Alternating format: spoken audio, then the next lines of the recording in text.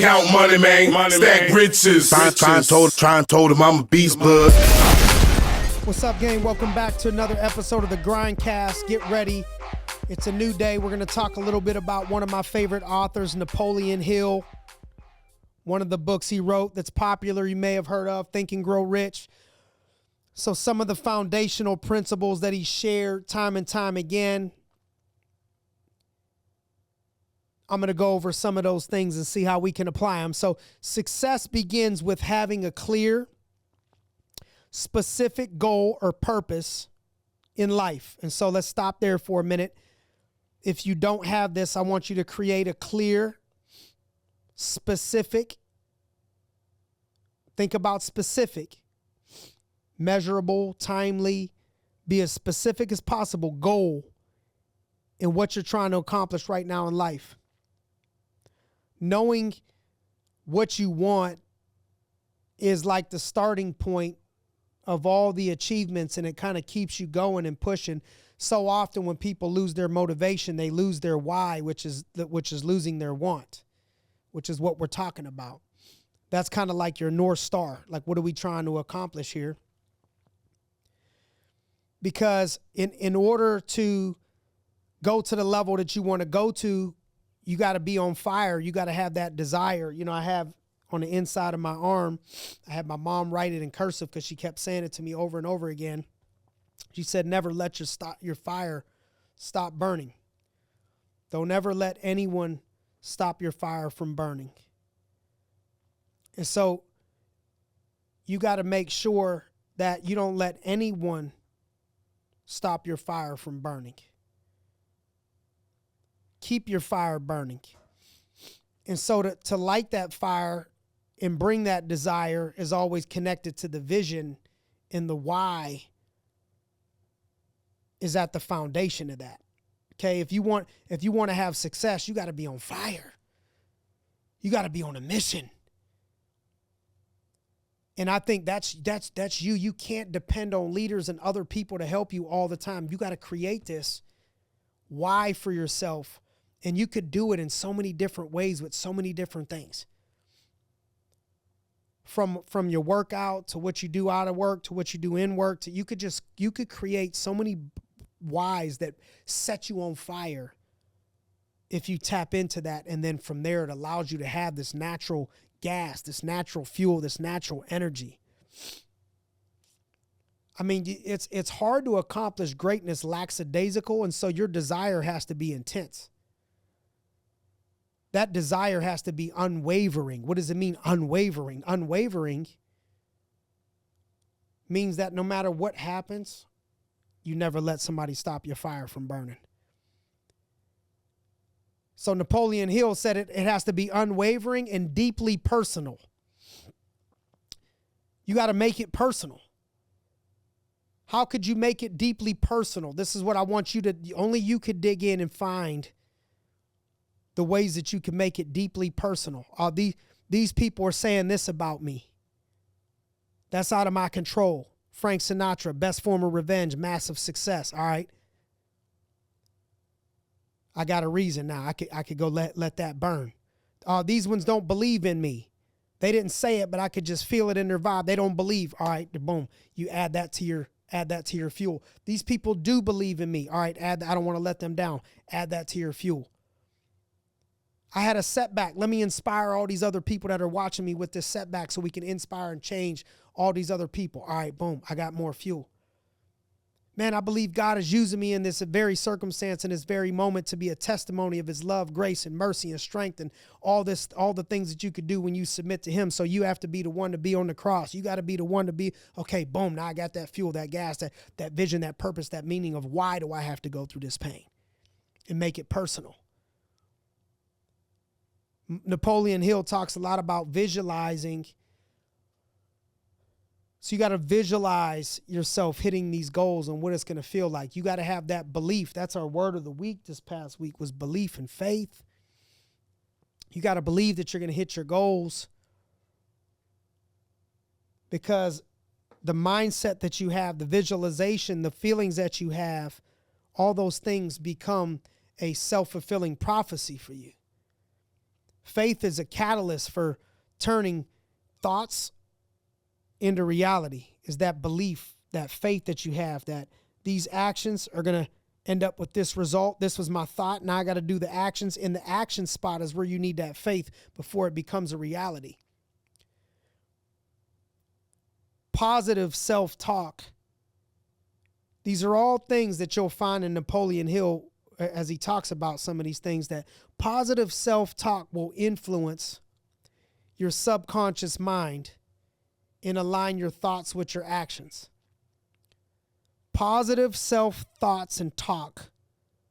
Positive self-thoughts and talk activates the subconscious mind, and then that'll start to help you put a lot of these thoughts and things into place. So just, you got to fight hard to manage those thoughts. He talks about a success framework. So he says general education is important. You know, your general education and things that you've learned in school. Just having a general education isn't a bad thing, but you have to master specific knowledge and skills. Specific, right? So just getting an education, you know, that's good. That's kind of general, but then we got to hone in and have some specific knowledge and skills in something that you want to be great at. I saw something where if you read a book or read or study 1 hour a day for 5 years, you'll be a master on that subject. Imagine if you did 3 hours a day. Now we can cut that down into a year and a half. Be a master on that subject. That's what he's talking about, is specific things that you want to hone in on. He talks over and over again. If you indulge in the Napoleon Hill, you'll see how much he talks about success requiring clear plans, like a clear blueprint, like an architect, clearly drawn out of this is what I want to do. Having a strategy and then execution, right? So right now, think about, all right, what's my plan? Do I have a clear plan on what I'm looking to do? Is there a clear plan? All right, there's a plan. Now, what's the strategy to it? Okay, here's the plan. Now, here's the strategy. Now, we just got to go out and execute. A goal without an action plan is just a wish. So make sure we can't just be listening to this and just going on. Like, what are your goals right now? What is your goal for this month? What is your goal for this quarter? What goals do you have? And then make sure, does my goal have clear plans?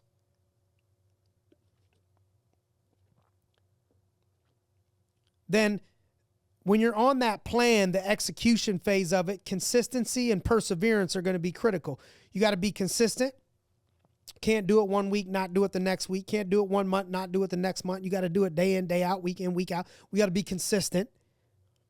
But then the perseverance is going to be crucial, because no matter how great the play is drawn up, no matter what you do, there's always going to be obstacles and adversity in your plan, in your life, in the game, in whatever it is. It's how you handle that adversity. You got to be able to have perseverance. You got to persevere. You got to find ways to get yourself to get through hard times, obstacles, setbacks. The reason why so many people that are capable don't get to the other side and accomplish what they're capable of doing is because they can't persevere. They quit. When things get difficult, when things are good, we're dialed in. But when things get challenging, when things get difficult, you know the saying, when the going gets tough, tough get going. That's perseverance. We need you to get going. If you're going through some stuff, I need you to get going. Not when the going gets tough, we quit, we tap out, we look for the easy road. It's not always going to be this way. That's called perseverance. Just keep controlling what you can control. That is a season that you're in. And how you handle those seasons will dictate if you get to have a lot of winning seasons. That comeback. Many people give up when success is just right around the corner. You know, it helps you if you could surround yourself with a group of supportive, like-minded individuals. This is where I admire people that do this. And then other people that don't do this and they don't go to where they want to go, it sounds extreme to them. But you have to let go of family members and friends to go spend your time with people that are like-minded in whatever you're trying to get great at, whatever you're trying to do.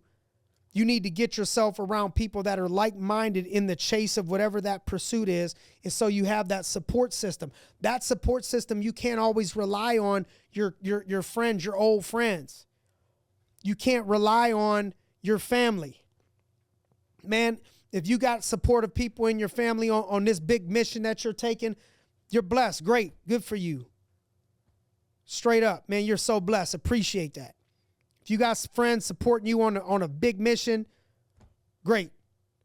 Now, they may support you from here, but if you hang around them a lot, you're trying to be a professional athlete and you got to eat chicken and vegetables and they're eating waffles, pancakes, and pizza. It's going to be difficult for you if that's your day-to-day clique.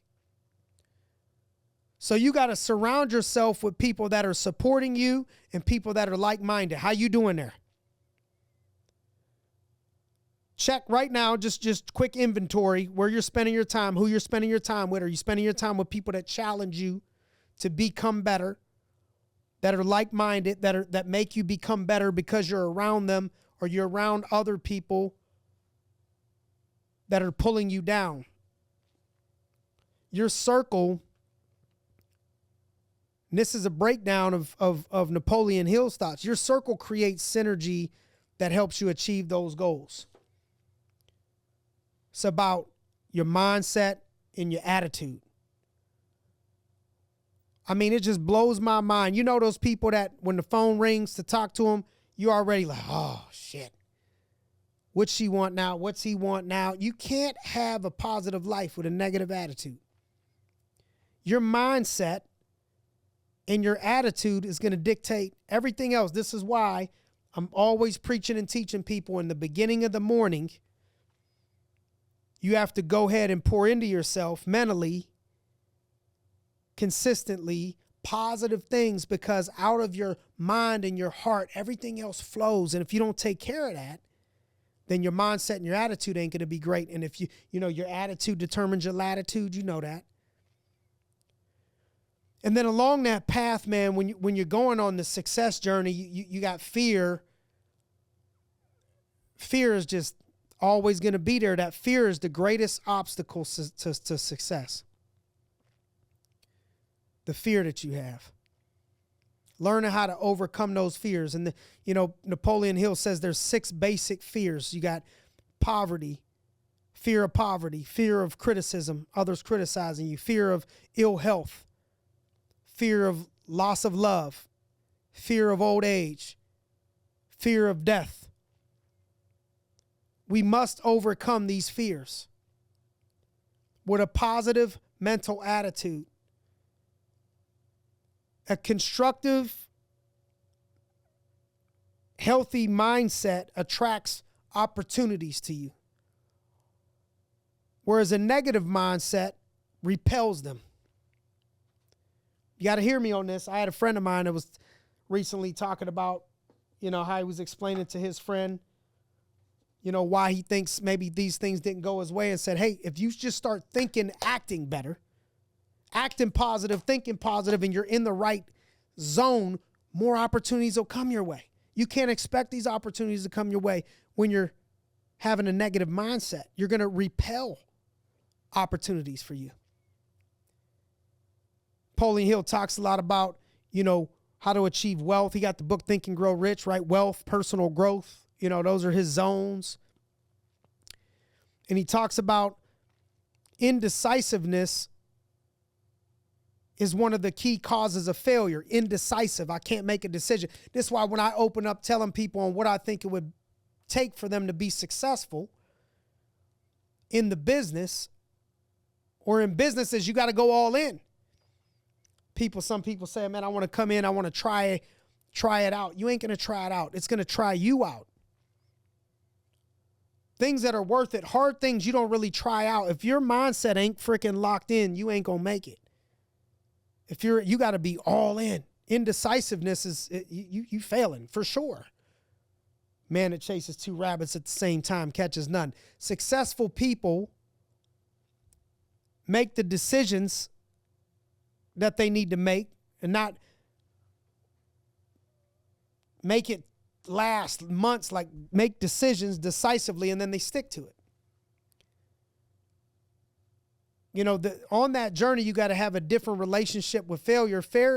Every failure is going to carry the seed of an equivalent or greater success. Every failure is going to carry with it the seed of an equivalent or greater success. And so, big seed of failure, big opportunities. Failure is a stepping stone to learning and improvement.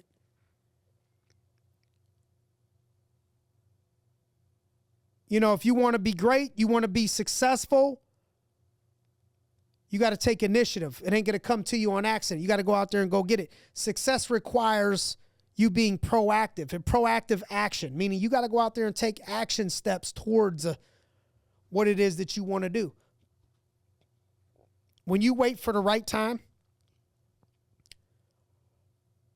usually that leads to missed opportunities. A lot of times, most of the time, it's never the right time.